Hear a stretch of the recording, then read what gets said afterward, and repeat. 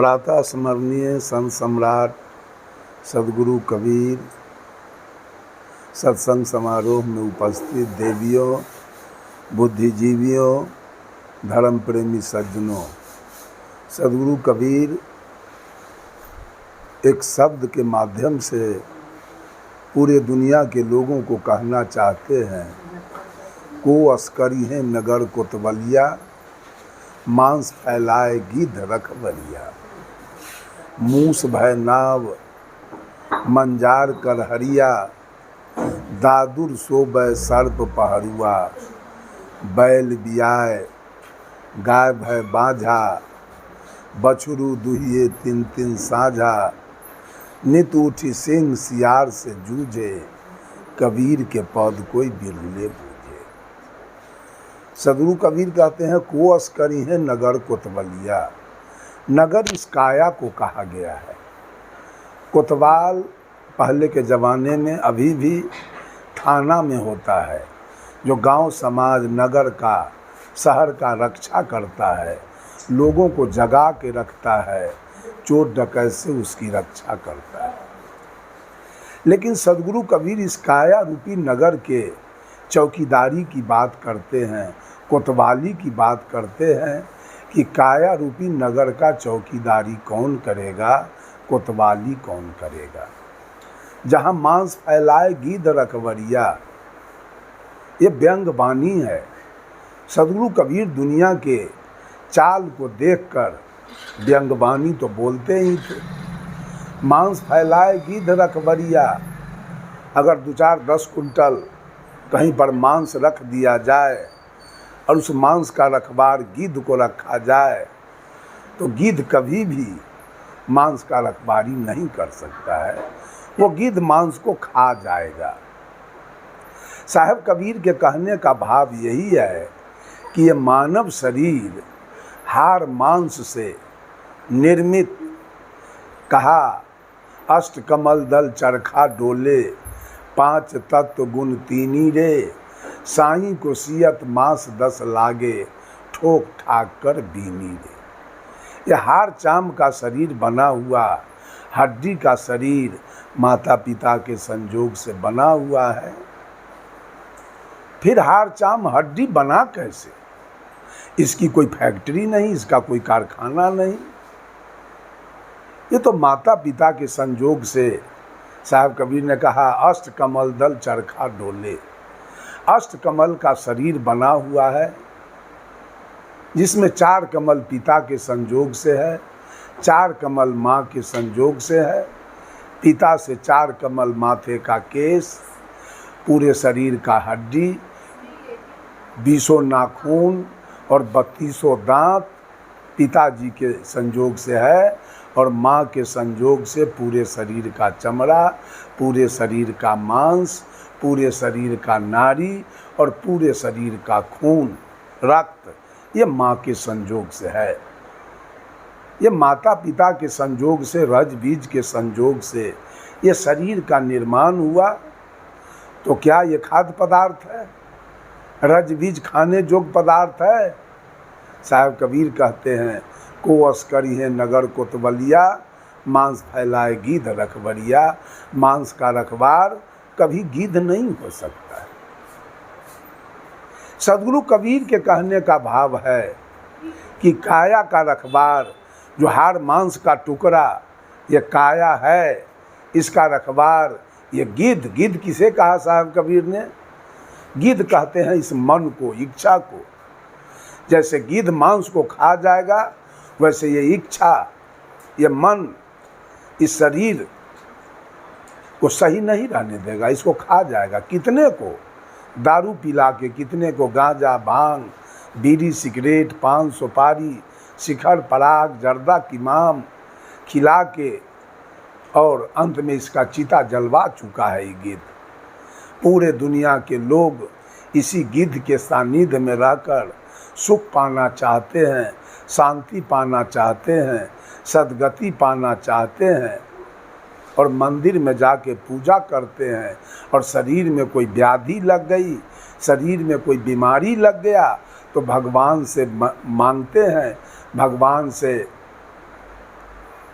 मन्नत मांगते हैं, चढ़ावा चढ़ाते हैं कि हे भगवान मेरा शरीर स्वस्थ हो जाए, मेरा शरीर मजबूत हो जाए, मेरा शरीर निरोग हो जाए, लेकिन है ही गिद्ध के संपर्क में। तो गिद्ध कभी मांस को छोड़ नहीं सकता, खा जाएगा। उस तरह से ये इच्छा, ये वासना और ये मन, ये सब मिल के इस शरीर को, कितने लोगों का चीता जल गया है, कितने लोगों का चीता जलवा दिया ये मन। बंधुओं, एक महात्मा जी प्रवचन दे रहे थे और उन्होंने कहा कि बीड़ी सिगरेट पीना, दारू पीना और जुआ खेलना, ये तीनों अवैध काम है, अध्यात्म के विरुद्ध है और सामाजिक रूप से भी त्याज्य है। इसको नहीं पीना चाहिए और नहीं खेलना चाहिए। 2-4-10 नौजवान आ रहे थे महात्मा जी के विचार को सुनने के लिए। जब महात्मा जी के इस विचार को उन लोगों ने सुना, वापस हो गए वहीं से। ये महात्मा जी हम लोगों को देखकर ये बात बोला है, अब इसकी बात को हम लोग नहीं सुनेंगे, हम लोग वापस जाएंगे। सब नौजवान जब वापस होने लगे तो महात्मा जी को दुख हो गया, भला मैं अब इलाज किसका करूँगा, रोगी सब तो जा रहा है। महात्मा जी ने तुरंत बात को बदल दिया, कहा कि एक बात है, बीड़ी सिगरेट गांजा पीना तो खराब है, लेकिन पैखाना जाने के समय एक आध गो बीड़ी सिगरेट पीने में कोई हर्ज नहीं है। इतने में सारे नौजवान ने इस बात को सुना और वापस हो गया। महात्मा जी तो बड़ी अच्छी बात अब कर रहे हैं, चलो इनकी बात को सुना जाए। कुछ और निकट में आया तो महात्मा जी ने कहा दारू पीना तो खराब जरूर है, लेकिन होली के दिन एक आध 2 शीशी पीने में कोई हर्ज नहीं है। वो और खुश हो गया और आगे बढ़ के आया। महात्मा जी ने तीसरे शब्दों में कहा जुआ खेलना तो खराब जरूर है, लेकिन दिवाली के रात में 2-4 हाथ खेलने में कोई हर्ज नहीं है। वो सारे के सारे बिल्कुल महात्मा जी के करीब में आके, निकट में आके बैठ गए। और जिसका बड़ाई आप करेंगे वो चुप नहीं रह सकता है। उसमें से एक नौजवान उठा और महात्मा जी से कहा, महात्मा जी मैं बीड़ी पीता हूँ, सिगरेट पीता हूँ और गांजा भी पीता हूँ। महात्मा जी ने कहा बेटा तुमको कुत्ता कभी नहीं काटेगा। तो नौजवान ने कहा कुत्ता क्यों नहीं काटेगा, इसका कारण क्या है? तो महात्मा जी ने कहा बीड़ी पीते पीते, सिगरेट पीते पीते, गांजा पीते पीते तुमको दम्मा की बीमारी हो जाएगी, दम आने लगेगा, सांस फूलने लगेगा और पाचन क्रिया बिगड़ जाएगी। जो खाओगे वो पचेगा नहीं, डायरेक्ट तुम्हारे शरीर से बाहर हो जाएगा। तो दिन पर दिन तू कमज़ोर हो जाओगे, मार्ग में चल नहीं पाओगे। इसके लिए हाथ में एक लाठी का सहारा लेना होगा, और जब लाठी का सहारा लोगे हाथ में तो कुत्ता तुम्हारे निकट में नहीं आएगा। इस नौजवान को महात्मा जी के विचार को सुनकर धरती और आसमान दोनों सूझने लगा। इसलिए कि किसी को अगर कल्याणकारी बात बताया जाए तो मानने के लिए राजी नहीं होता है। बंधुओं, इसलिए रजनीश ने कहा था मैं प्रवचन नहीं करता हूँ, मैं परिणाम दिखाता हूँ। बंधुओं, परिणाम से लोग डरते हैं। किसी को कहिए आप कि बीड़ी पीना खतरनाक है, तो वो अगर एक मुट्ठा भर दिन में पी रहा है तो आपके कहने के बाद वो 2 मुट्ठा पीना शुरू कर देगा। उसको कहिए जितना पीना है पियो, 1 मुट्ठा क्यों पीते हो, 2 मुट्ठा पियो, 3 मुट्ठा पियो, वो थक करके वो आदमी छोड़ देगा। महात्मा जी ने कहा तुमको कुत्ता कभी नहीं काटेगा, और जब सारा परिणाम उसके सामने रख दिया वो डर गया। वो आदमी कहा कि महात्मा जी मैं कान पकड़ता हूँ, आज से मैं बीड़ी सिगरेट गांजा नहीं पीऊँगा। दूसरा उठ के कहा महात्मा जी मैं दारू पीता हूँ। महात्मा जी ने कहा तुम्हारे जीवन में कभी बुढ़ारी आएगी नहीं। कहा कैसे? अरे दारू पीते पीते जवानी में तुम्हारा दोनों किडनी फेल हो जाएगा, जवानी में हो जाओगे वृंदावन बिहारी लाल की जय, जवानी में तुम्हारी मृत्यु हो जाएगी, तुम मर जाओगे, बुढ़ाने का कोई ज़रूरी नहीं पड़ेगा। वो व्यक्ति डर गया और खड़ा होकर अपना कान पकड़ लिया, बाबा आज से मैं कसम खाता हूँ, जब जवानी में मरूंगा बाल बच्चे अनाथ हो जाएंगे, पत्नी मुस्मात हो जाएगी, दुख का पहाड़ गिर जाएगा, इसलिए मैं आपका विचार सुनकर आज कान पकड़ता हूँ, कल से मैं दारू नहीं पीऊँगा। तीसरे ने उठ के कहा, बाबा मैं जुआ खेलता हूँ। महात्मा जी ने कहा, बेटा तुम्हारे घर में कभी चोरी डकैती नहीं होगी। महात्मा जी ने नौजवान कहा, क्यों, कैसे? कहा, जुआ खेलते खेलते पत्नी के जेवर हार जाओगे, गाय भैंसी हार जाओगे, कपड़ा लत्ता हार जाओगे, जमीन हार जाओगे, तुम्हारे घर में कुछ रहेगा? तुम्हारे घर में चोर डकैत रामायण पाठ करने आएगा कि गीता पाठ करने आएगा? कुछ तो रहेगा नहीं तुम्हारे पास, तो क्यों आएगा तुम्हारे घर में चोर डकैत? इतना से उस व्यक्ति को ज्ञान हो गया, उसने भी अपना कान पकड़ लिया, कहा, महात्मा जी कल से मैं जुआ नहीं खेलूँगा। बंधुओं, साहब कबीर कहते हैं, को अस्करी है नगर कोतवलिया, जहाँ मांस फैलाए गिद्ध रखवरिया। गिद्ध कभी मांस का रखवारी नहीं कर सकता है, इसलिए दूसरे शब्दों में कहते हैं, मूस भय नाव मंजार कलहरिया। अगर चूहा को नौका पर बैठा दिया जाए और बिल्ली के हाथ में पतवार दिया जाए, क्या बिल्ली चूहा को पार कर देगा? यहाँ भी सदगुरु कबीर की व्यंग वाणी है। दुनिया का चाल देखकर, दुनिया का व्यवहार देखकर साहब कबीर ने कहा, मूस भय नाव मंजार कलहरिया, कि नौका पर चूहा को बैठा दिया जाए और बिल्ली के हाथ में पतवार दिया जाए कि इनको पार कर दीजिए, ऐसा कभी संभव है? बिल्ली कभी चूहा को पार कर सकती है? नहीं पार करेगी। यहाँ बिल्ली लिया गया है चालाक लोगों से, बुद्धिमान लोगों से, परपंची लोगों से। साहब कबीर कहते हैं, जो परपंची गुरु हैं, जो छलिया गुरु हैं, जो ठग गुरु हैं, जो भरम में रखने वाले गुरु हैं, वो कभी भी इस जीव को पार नहीं कर सकते हैं। आज मनुष्य ऐसे ऐसे छलिया परपंची गुरु के पक्ष में लगे हुए हैं, जो केवल धन ठगने का काम करते हैं, शोषण करने का काम करते हैं, लेकिन सुधार करने का काम नहीं हो रहा है। ऐसे साहब कबीर कहते हैं कि जो परपंची गुरु है, जो छलिया गुरु है, जो क्रोधी गुरु है, जो कामी गुरु है, जो लबरा गुरु है, जो लंपट गुरु है, वो शिष्य को कभी पार नहीं कर सकता है। आज ऐसे गुरुओं की भरमार है और यही लोग, यही बिल्ली बन के और चूहा को पार कर देना चाहते हैं ये भवसागर से। इनका अपना चाल तो ठीक है नहीं, ये दूसरे को पार कर देना चाहते हैं। साहब कबीर तीसरे शब्दों में कहते हैं, दादुर सोबे सर्प पहरुआ। दादुर माने होता है मेढक। पहला शब्द जो कहा मूस, पहला शब्द में कि को अस्करी है नगर कोतवलिया, मांस फैलाए गिद्ध रखवरिया, यह है काम का विषय। इससे हमारी मुक्ति नहीं होने वाली है, सुख शांति नहीं आने वाली है।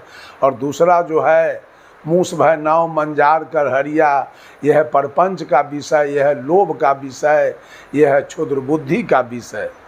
और तीसरा है क्रोध का विषय। कहते हैं दादुर सोबे सर्प पहरुआ।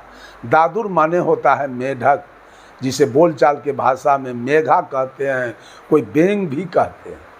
अगर बेंग को सुला दिया जाए, यहाँ भी व्यंग वाणी है, अगर बेंग को सुला दिया जाए और ऊपर और अधसर सांप का रखवाली दिया जाए, कोतवाली दिया जाए, किस मेढक का रखवाली आप कीजिए, तो क्या सांप मेढक का रखवाली कर सकेगा? वो तो खा जाएगा उसको। बंधुओं, साहब कबीर का निर्देश है कि क्रोध इस जीव का कभी कल्याण नहीं कर सकता, इसकी रक्षा नहीं कर सकती है, इसका रखवारी नहीं होगा, इसका कोतवाली क्रोध कभी नहीं कर सकता है। आपके क्रोध भरी बात से आपकी बहू जल के मर गई, आपके क्रोध भरी बात से आपके बेटा रेल में कट के मर गए, आपके क्रोध भरी बात से आपकी पत्नी जहर खा के मर गई। कितने लोगों का चिता सजा दिया ये क्रोध। आज भी मनुष्य क्रोध में जी रहा है।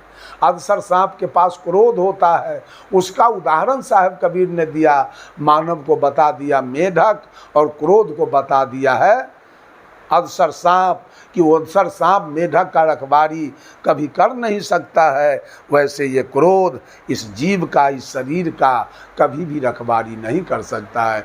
कितने लोग क्रोध में अपने फांसी लगा लिया, अपने जाके रेल में कूद गए, अपने बस ट्रक से पिचा के मर गए, अपने मिट्टी तेल उझील के आग लगा के मर गए हैं।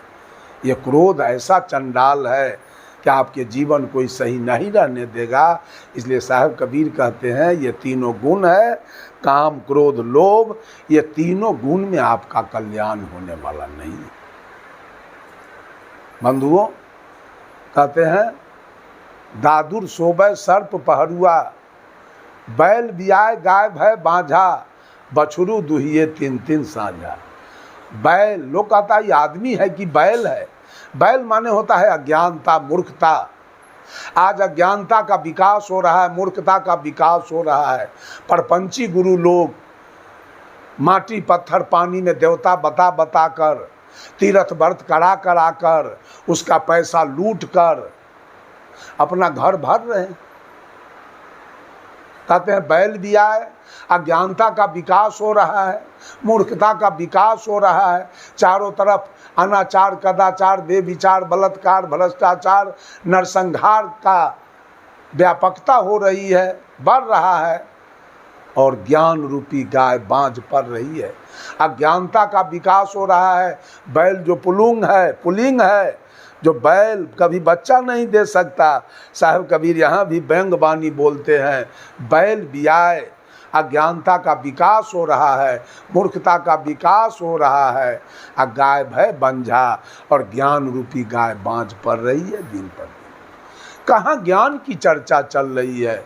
हर जगह कर्म कांड, उपासना कांड, योग कांड की चर्चा चल रही है। सारे लोग उसी में दिन पर दिन उलझते चले जा रहे हैं। मानव कल्याण की चर्चा, मानव मोक्ष की चर्चा, मानव मुक्ति की चर्चा, मानव सुख शांति की चर्चा मिल कहाँ रहा है? सही चर्चा मिल कहाँ रहा है? आज एक महापुरुष के मुखारबिंद से मैं मोबाइल में सुना, जिनके पीछे लाखों लोग लगे रहते हैं, जिनका 2-4 लाख रुपया फीस चलता है, उनके मुखारबिंद से मैंने सुना मोबाइल पर कि महादेव जी के डमरू में 60 गुण था। ऐसे ऐसे लोग अज्ञानता का बात कर करके आई भोली भाली जनता को शोषण करने की प्रवृत्ति अपनाए हैं। सुधार नहीं, शोषणवादी व्यवस्था चल रही है। संत लोग भी शोषणवादी व्यवस्था चला रखे हैं। बंधुओं, कहते हैं बैल बियाए गाय भय बांझा, ज्ञान रूपी गाय तो बांझ पड़ गई। ज्ञान की चर्चा करते करते परम पूज अभिलाष साहेब इस धरती से चले गए। परम पूज गुरुदेव धर्म स्वरूप साहेब, परम पूज गुरुदेव ज्ञान साहेब, परम पूज गुरुदेव विशाल साहेब, सारे लोग चले गए सही ज्ञान की बात करके। कौन सुनने वाला है ज्ञान की बात? कौन चलने वाला है ज्ञान के मार्ग पर? इसलिए साहब कबीर ने कहा बैल बियाए गाय भय बांझा, बछरू दुहिए तीन तीन साझा। इस मन रूपी बछरू को लोग दूह रहे हैं कि इससे दूध मिल जाए, कभी मिलने वाला नहीं है। अंत में साहब कबीर कहते हैं नित उठी सिंह सियार से जूझे, सियार ही मन है और सिंह ही आत्मा है, और दोनों की लड़ाई रात दिन भोर भिनसर शाम सवेरे चल रही है। मन कुछ और चाहता है, आत्मा उसको नकारता है, मन उसको चाहता है। ये द्वंद्व, ये लड़ाई अनादि काल से ये काया घर में चल रही है, और इसी में मन की डिग्री हो रही है, मन के कथनानुसार लोग चल रहे हैं और दुख पा रहे हैं, अशांति पा रहे हैं, उनका अकल्याण हो रहा है, दुख में जी रहे हैं। इन्हीं चंद शब्दों के साथ वाणी में देता हूँ विराम। बोलिए सद्गुरु देव की जय।